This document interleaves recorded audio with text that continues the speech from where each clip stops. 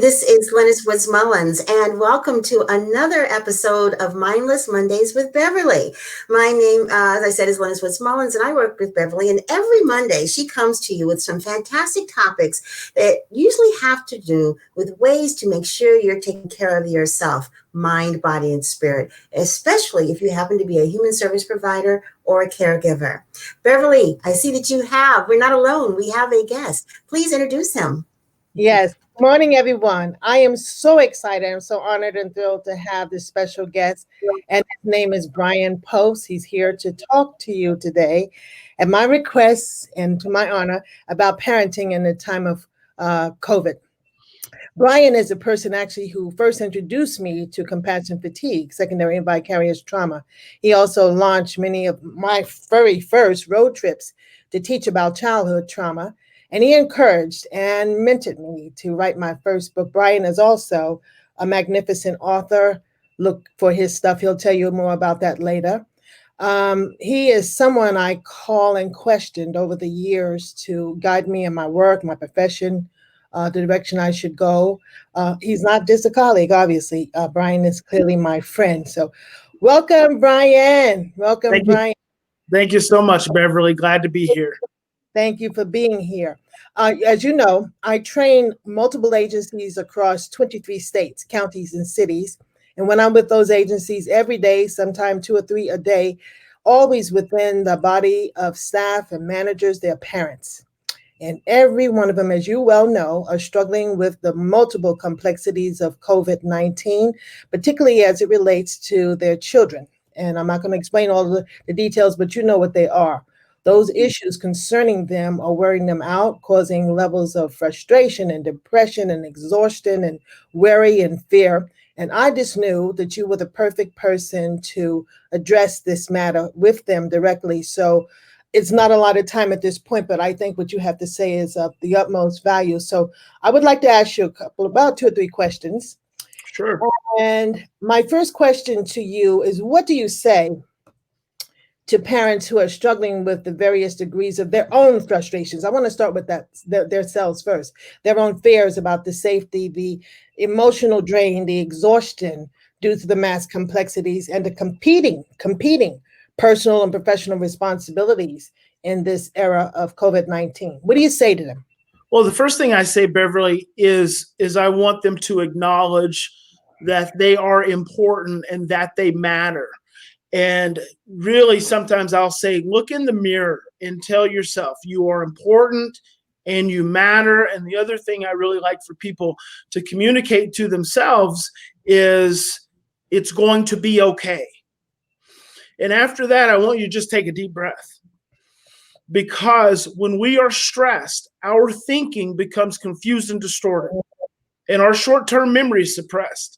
And I like to really hone in on that for people, that we are living in a time of massive stress. Every time, like I'm in a hotel right now in Redding, California, but when I walk out that door and I put that mask on, the level of stress goes up. And I have a responsibility to my fellow brothers and sisters to breathe, to keep my thinking clear, to keep my short-term memory available. So my short-term memory is what tells me that I'm okay. Mm-hmm. My short-term memory is what reminds me that other people are also stressed, and other people are also feeling overwhelmed, and other people are also feeling anxious. And my ability to think clearly is what helps me stay present in the moment. And I love Mindfulness Monday, because it really does come back to being mindful. Mm-hmm. And just slowing down and paying attention to where we're at, reminding yourself that you are okay. We are okay. It is crazy, crazy, crazy stuff right now. I haven't seen a clear sun in the last week and a half now. And so it's covered with smoke. There's pandemics, viruses, everything. It's just, there's so many external, social, cultural, environmental challenges and stressors right now. And we have to keep them compartmentalized in knowing that we are not going to die. We're going to take one of those challenges, one after the next, and we're going to work it through, and we're going to live to see another day, and our children are going to be okay. And when I can encourage that perspective, I can help people just dial it down a little bit. Dial it down a little bit and just reset. Mm. You know, that's one of my favorite words, and that's a constant we have to do is reboot, reset, Yeah. and get it back together and believe it. And also, I like you to say that you're saying being okay, telling themselves. I also add a little caveat to that too, because some people are very disappointed. Some parents are disappointed with themselves about being frustrated. And I say, it's also okay not to be okay. Just Oh, acknowledge. it is. And let me tell you why it's okay to not be okay. Is because if it is not okay to not be okay, then you are judging yourself. And Yes. judgment creates internal stress. And then you're actually reinforcing the very thing that's making it all very challenging anyway. So judgment, self-judgment, and blame and shame does nothing except just reinforce the very stress and the fear that we're working against already. So it is. I had a dad the other day, while I was with a family, he just kind of lost his cool.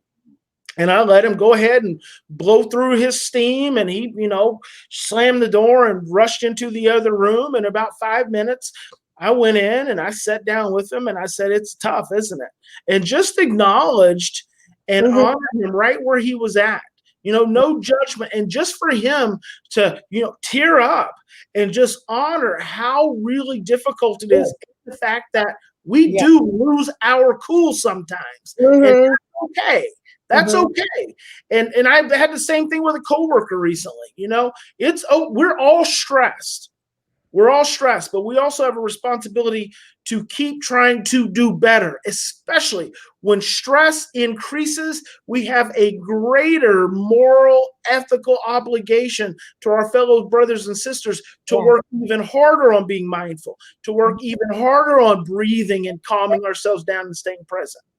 I love that. I love that. I so respect that.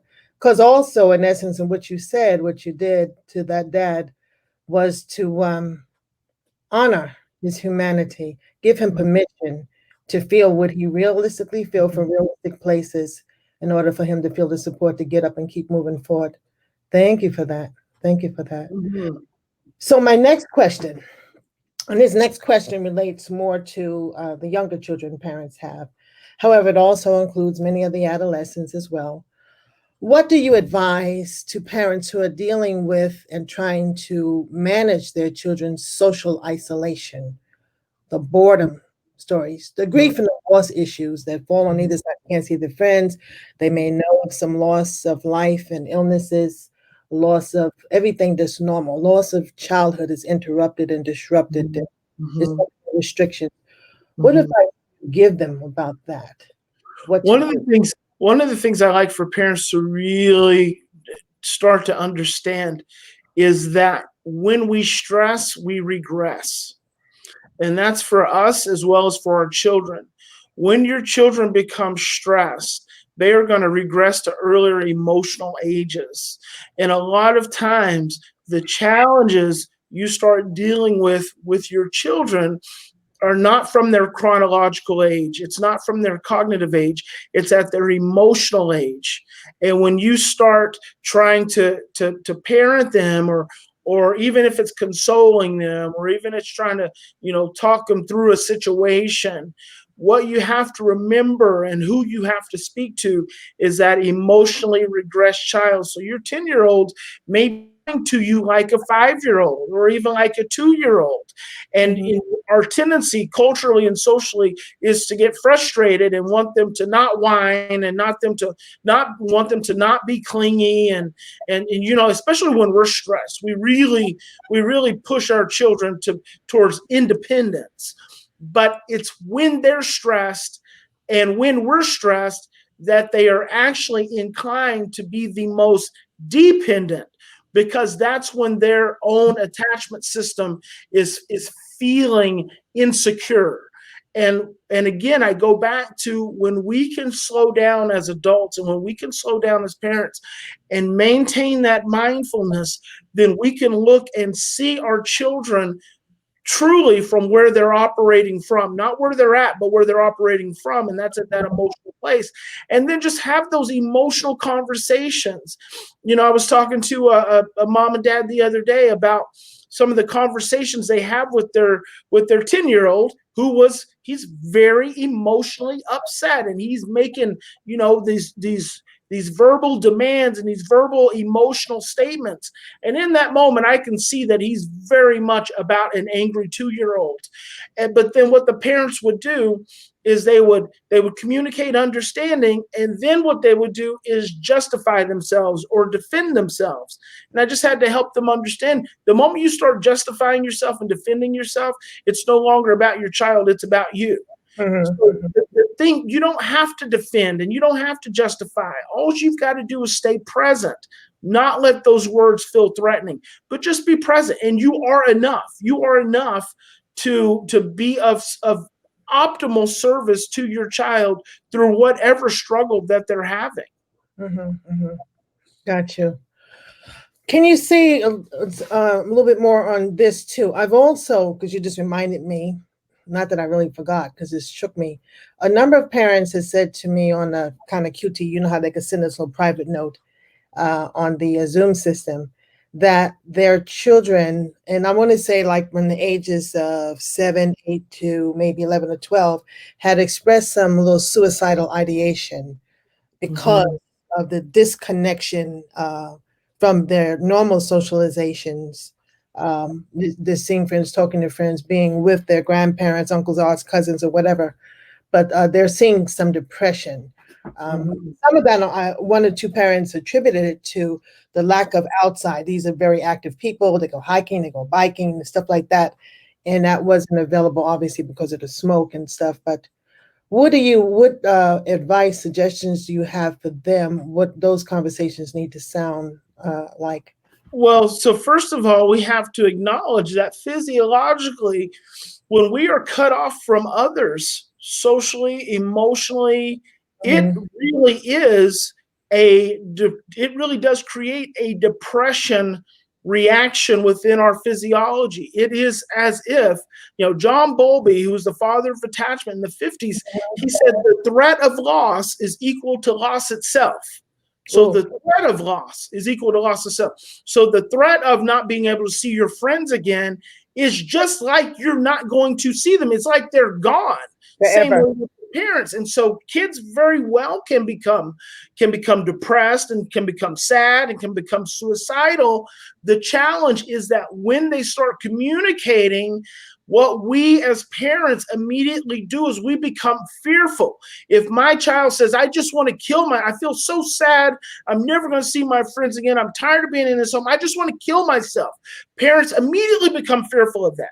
And as soon as they become fearful, they move into their own state of survival. And then what they do is they say, don't say that. Don't make those kind of statements. That's not okay. You're going to see your friends again. You're just being dramatic. You're being melodramatic, And so then what we end up doing is we actually end up discounting our children's very honest and rightful emotional expression. And I teach a concept called the 3 pathways of emotional communication. It's attitudes, feelings, and behaviors. And I always put attitudes on top. That's rolling your eyes. I put feelings underneath that. And then there's behaviors. So if you can't express your attitude, you're going to drop to your feelings. If you can't express your feelings, you're going to drop to your behavior. Once you drop down to behavior, you only have 2 options: anger and depression. Anger and depression have to come out through behaviors. So when a child says to a parent, I feel so sad, I want to kill myself, what the parent actually needs to attend to is the fact that the child is making an emotional expression. They are communicating feelings. The reason we communicate feelings is because these pathways are how we transition through emotion. We have to use these pathways to transition through emotion. Otherwise, the emotion gets stuck within our being. And so when the parent suppresses The statement, what they're actually doing is suppressing the emotional pathway, which is pushing the child, literally pushing the child deeper into the depressive state, instead of just saying, you feel really sad, honey. I hear you. That makes me really sad. I can feel how sad you are. What else? What else? Tell me more. That's all we have to do. That's all we have to do. If we can calm our own fear and stay present, all we have to do is say to our child, wow, you really are missing your friends. To miss your friends so much that you'd want to kill yourself or hurt yourself. Well, number one, that'd make me really sad if you ever did that. But number two, that makes me sad that you feel so disconnected. What can I do to support you? How can we, what do we need to get put in place? And I've got a family who they know their daughter is social. She's 12 years old. And mom is really fearful about her child being on social media, but mom is actually permitting her child to be on Instagram for a block of time a day because she realizes that her daughter needs that social connection. We are biologically engineered to be in relationship. Biologically engineered to be in relationship. So when we start to lose relationships, we are actually moving into survival. Survival is a state of chronic stress. And so relationships become very, very important. And just being able to stay present to your child, just to repeat what the question and the answer is, stay present. Don't let your fear about their verbal statement send you into suppressing or even abandoning them in their emotional state. A lot of parents unwittingly, when their children express an emotional state, the parent shuts down. They go away, and the child unfair. Yeah, the child feels more alone. Oh my God, this is so powerful. I'm so glad to hear all of this. I want to think about that third stage. You said if they don't address the child, if they don't acknowledge and affirm those legitimate feelings, you either force the child to implode or explode. That's right. Both is anger or depression, and anger or depression has to come out through behaviors, because the whole reason we have those pathways, the whole reason and this is the problem that we run up against socially and culturally, we have identified a child rolling their eyes or huffing and puffing as disrespect. It's not disrespect. It's actually my attempt to transition my emotional energy from what you've said and what you've requested, from what I've done, to be able to make that happen. So I'm in a state of being, and you have a request of me. I roll my eyes because it's a lot of times it's something I don't want to hear. I roll my eyes because that is my ability to transition that energy so I can then go do what you asked me to do, or deal with whatever statement you made or whatever you told me I couldn't do. I roll my eyes for that reason.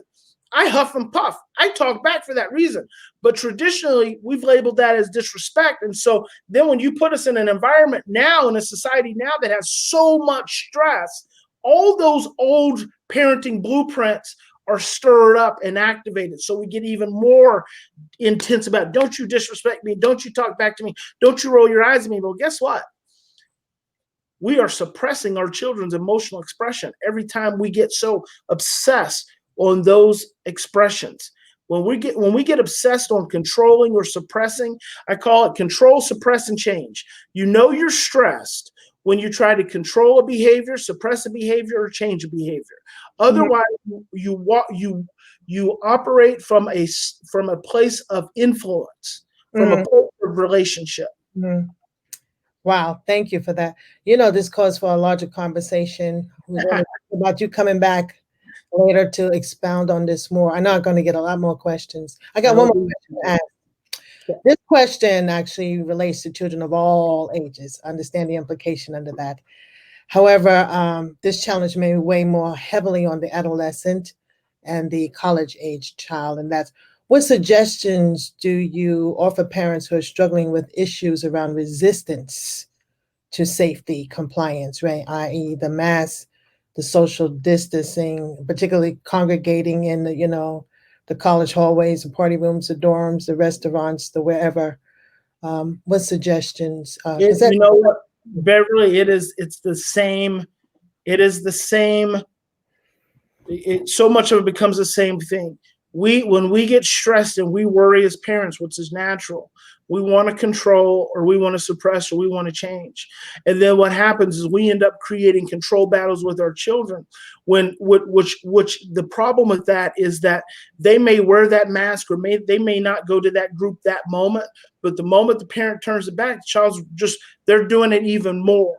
And so in a state of stress in relationship, we're actually pushing our children towards those maladaptive behaviors that we know are putting them at risk, as opposed to, and this is the challenging one, maintaining a place of relationship, working hard on the relationship so we can influence them towards behaviors that are more effective and more safe, and that they can, when we're working from relationship, we can actually have a conversation with our child. But when we're working from a place of control, they're already shutting down. Right? And so, the truth is, it's so hard because it's hard for parents to comprehend this, but you can only control your kids up to a point. And if you just work on control, pretty soon you're going to lose that control, because they're not going to allow you to control them. But if you'll work on relationship, as long as you can work on relationship, then you have the ability to influence them. And sometimes it's just the subtleness in the communication. It's the difference between saying, hey, put your mask on, versus, hey, honey, would you put your mask on, please? But see, in stress, we immediately want that, put your mask on. I've got teenagers that I work with all the time. We go out in the public, and some of them on occasion, they won't wear the mask. They'll just go right along, and then I'm just breathing because I'm wearing my mask. But then what happens, see, I'm staying in relationship. I'm not creating a big scenario around the mask. What happens is we go into the store, and on the way into the store, the person at the door says, hey, you need your mask. And as soon as he says that kid will turn around and head back to that car and get that mask. They'll put their shirt up over their face. So I don't have to risk my relationship. I can stay in a place of influence and let some of the environmental situations handle those. And then there are just times, kids are going to do dumb stuff because their brains aren't fully developed, and they will have to pay the natural consequence to those actions. You know what you remind me of? One of the great lessons you taught me years ago, I'm talking about in the 1990s at the end, that you don't fix people, you create the environment for them to fix themselves. And you are the environment, your attitude, your approach, your emotions, how you show up. That's right. Yeah. You see, I don't forget nothing. I wish we had more time, Bryan. This is magnificent. It is going to help so many people. We're going to kind of get it out there to more folks. If there's any final thing you want to say in 1 minute wrap up, and then Linus is going to come and tell people how they could connect with you, where they could find your books, anything else you want us to know. In any given moment, we always have two choices. We can continue to react from our same blueprints of stress, fear, and overwhelm, or we can stop, slow down, take 3 to 10 deep breaths, and choose love. And I hope everyone will choose love in every possible moment. Amen to that. Amen to that. Thank you so very much. I'll be back. My honor and pleasure. Thank you. Thank you, Bryan. It's wonderful. Yes, thank you, Bryan. Wonderful. I'm taking notes because I have daughters who have children, and the things that you're talking about are the very things that they're dealing with right now, from ages 14 to 4. And it's been very interesting observing and being a coach and a mentor, and not a helicopter parent. I let go of that finally. My children are in their 30s, and I finally let go of the helicopter parent thing about not quite 2 years ago. And I know sometimes they look at me with a cocked eyebrow like, you're not going to say anything about it? And it's like, no. Some of these are journeys that you all need to take on your own, and I'm just here to observe. But thank you so much for all of that wisdom and that information. For people who want to find out more about your institute, because I understand you have an organization that you founded, the Post Institute, where do they go to find out that information?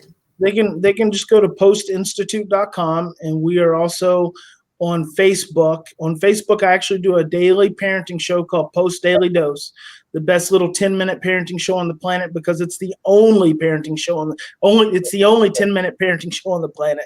And also, I have a free book offer, feartolovebook.com, where people can get my latest bestseller. Fantastic. feartolovebook.com. Thank you so much. It's been wonderful having you here on Mindless Mondays, and I'm sorry, Mindful Mondays. Sometimes it feels like Mindless Mondays. Thank you so much, Bryan, for all your wisdom and all the things that you're doing to help families get past these times. And for all of you who are listening, if you happen to be listening on the replay, please put in the comments, #replay, so we can know that you listened after the fact. And we will be back next Monday for another episode of Mindful Mondays. And right after Mindful Mondays, we're going to start doing that let's have real talk immediately after in the Zoom room. So join us next Monday for Mindless Mondays. And then right after that, we're going to do the Let's Have Real Talk in the Zoom room. Thanks so much for joining us, and we will see you again next time. Bye-bye.